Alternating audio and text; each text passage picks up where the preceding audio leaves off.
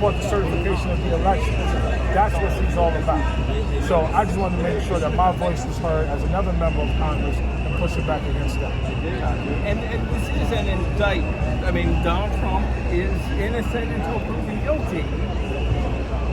Noting that fact, why was it still important to come out at this occasion? Well, for me, it's the Donald Trump piece is about accountability. Just making sure we're moving one more step towards accountability so that, if he has committed a crime, he's held accountable.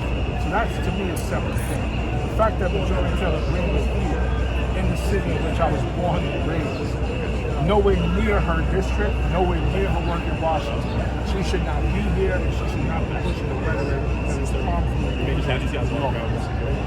Appreciate you both. Thank you. I spoke to Mr. Public Advocate. Excuse me, Congressman. I'd like to ask you a quick question about news from this weekend.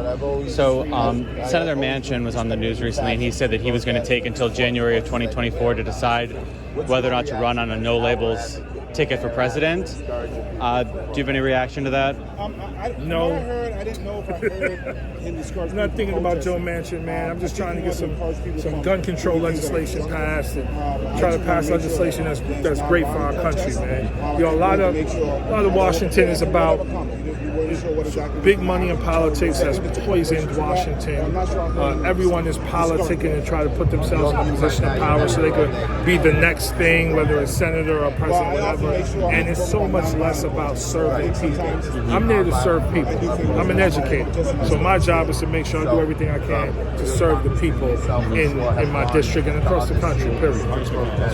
So your predecessor, the guy who's asked you kicked, he was one of the biggest supporters of Israel. Yeah. So I think she has a right. Chaos in Israel. We've got some American politicians calling for cutting aid. And America's traditionally been their strongest ally. What's your read on that, especially the Jewish New Yorkers who represent these? Yeah, I mean, it's not just about Jewish New Yorkers because Jewish New Yorkers are the monolith. There are Jewish New Yorkers who support Israel no matter what.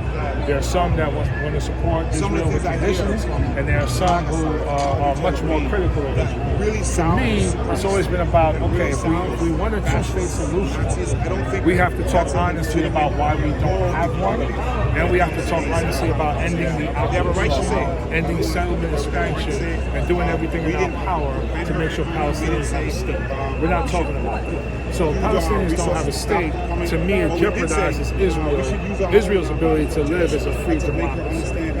That's what we see right now. It's a manifestation of us lying to ourselves for how many years about Israel and not having honest conversations and not being critical. And why can't we be critical? We should be critical of any nation, especially allies that we're supporting, so that they can be better at what they do.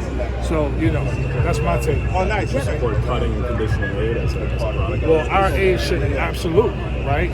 Although they receive terrorist bombardments from all sides, they use that aid to sustain themselves. No, listen, 100%, right? So that's the point. We give you aid to defend yourself, not to occupy Palestinians. I got to get paid something. So use the aid to defend yourself. Sorry, hold on. I got to finish that conversation. I'm sorry. Hey. Why was it important? Well, I appreciate your answer. No problem. Thank you, man. Appreciate it. Are you going to post that shit sometime? Documentary, but I can send it to you. Please send that to me. Yeah.